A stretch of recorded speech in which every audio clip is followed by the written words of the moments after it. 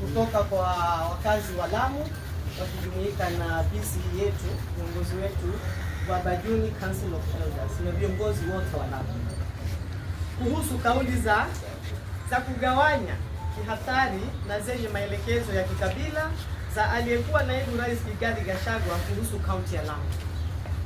Tunatoa tamko hili kwa masikitiko makubwa na kwa hisia za dharura kufuatia kauli za kushtua zisizo na msingi wa kikatiba na zenye mwelekeo wa wazi wa kikabila zilizotolewa na aliyekuwa naibu rais wa Jamhuri ya Kenya Bwana Rigathi Gachagua, akidai kwamba kaunti ya Lamu ni eneo la jamii fulani, ya kwamba kuna mkakati wa kisiasa wa kudhibiti nyadhifa zote kuu uongozini wa kaunti hiyo, zikiwemo ugavana, useneta, uwakilishi wa wanawake, ubunge wa Lamu Magharibi na idadi kubwa ya wawakilishi wa wodi. Kauli kama hizi ni hatari kwa mustakabali wa nchi, zinakiuka wazi misingi ya kikatiba ya Kenya na zinadhalilisha hadhi ya uongozi wa kitaifa.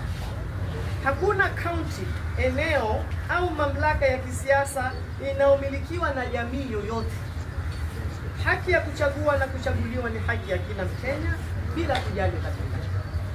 Kaunti ya Lamu ina historia ndefu ya kuishi pamoja kwa amani, uvumilivu na kuheshimiana kati ya jamii zote za asili ya Wakenya wengine waliokuja kuishi humo kwa miongo kadhaa. Jamii za asili za Lamu zilifungua milango yao kwa nia njema, zikakubali wageni kama majirani na ndugu, wakijenga mshikamano wa kijamii, kiuchumi na kiutamaduni. Ni jambo la kusikitisha na la kukera kuona ukarimu huo sasa ukigeuzwa kuwa msingi wa madai ya kisiasa, ya kikabila na dhana ya kutawala wengine.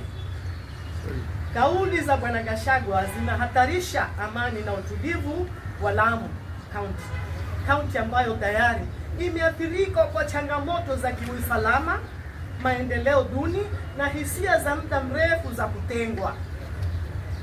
Kauli zinazogawanya jamii, hasa zilipotolewa na kiongozi wa kitaifa na aliyekuwa kushika wadhifa wa juu serikalini, zimeweza kuchochea hofu, kutoaminiana na migawanyiko isiyohitajika miongoni mwa wakazi wa Lamu.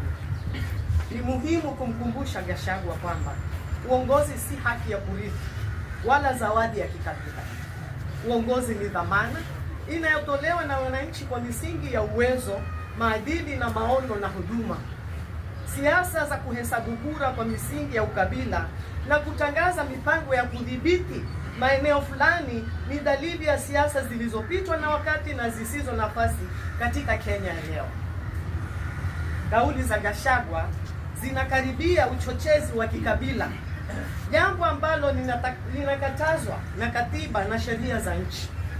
Viongozi wote, hasa waliowahi kupewa dhamana ya uongozi wa taifa, wana wajibu wa kimaadili na kisheria wa kulinda umoja wa kitaifa, si kuubomoa kwa maneno yasiyo na tahadhari. Uhuru wa kujieleza haujumuishi haki ya kugawanya wananchi au kuhalalisha ubaguzi wa kisiasa.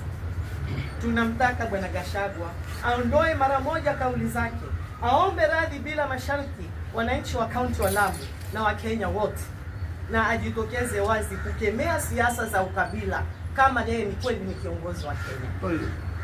Kukaa kimya na kuhalalisha kauli hizi ni sawa na kuzihalalisha na kuzidi kutahadharisha mishikamano ya kitaifa.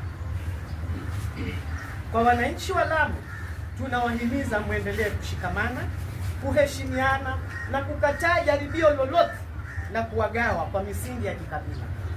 Amani, mshikamano na heshima kwa kila jamii ni lazima ilindwe kwa gharama yoyote. Kenya ni ya Wakenya wote, Lamu ni ya wakazi wote wa Lamu bila ubaguzi. Hatutakubali na hatutaruhusu siasa za kikabila kuchukua nafasi ya umoja wa kitaifa. Imetosha. Maswali.